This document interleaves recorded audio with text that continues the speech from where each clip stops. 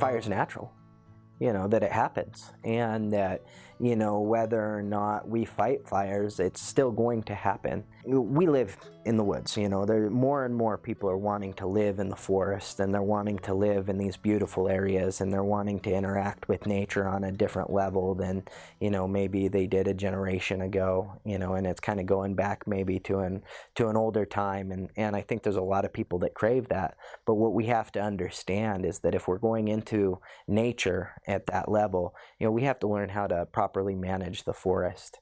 And if the forest has its way of managing, you're going to have these catastrophic fires that just come through, and they're going to burn up lots of land, and they're going to burn up homes, and if we don't want that to happen, if we want to sort of have this symbiotic relationship with the forest, and we want to live in the forest, but we don't want to lose our homes, and we don't want to lose our property, we need to learn how to manage it properly. And that goes from, that goes from the bottom to the top, just fire fuels reduction, making sure that roads are clear, making sure that, your property is clear of excess debris and trees and things that are gonna be troublesome in those situations. And and prescribed burning is such a healthy thing for the forest, and people don't understand that if you can light a small fire and you can burn off the the little fuels and just kind of get the ground cleaned up a little bit, and it'll go through and it does its thing, and it's a very healthy thing for the environment. The soil then will be, a lot of people don't realize, it's actually more fertile. You have growth come back that you wouldn't have otherwise, and it looks like a park when it's done, and it doesn't take long to recover, and it just looks great. On the on the contrary side of that, you can let the fuels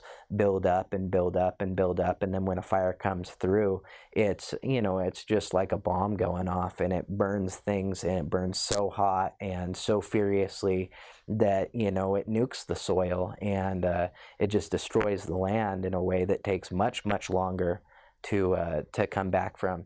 And one of the things that I think a lot of people don't understand is we have short lifespans. We only live a little while here on this planet, but the Earth's been around for a long time, and it's been around. It's going to be around for a lot longer. And these forests have very old life cycles, and where a fire can go through and burn up an area and be devastating to us for, our entire lives. And we just like, oh, that's just been destroyed. The forest will come back. It just may not come back in our lifetime. And if we want to see those kind of recoveries, and we want to actually see our forests beautiful and not, to our perception, destroyed like that, then we need to manage them properly, and we need to get in there and do the work necessary to do that.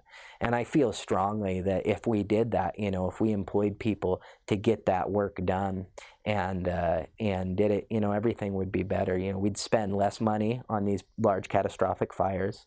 Everybody would get work. The people that needed work would be able to work and do those projects. I think it would just be beneficial for everybody. You'd get a lot of work done. You would save money in the long run for the government and for the taxpayers, because you're not spending catastrophic amounts of money on these catastrophic fires that are just so destructive. And like I said, it's something that we can see in our lifetime, which is cool. It's sad to see a forest that's just completely been decimated and know that it's going to be that way for a couple hundred years before it recovers.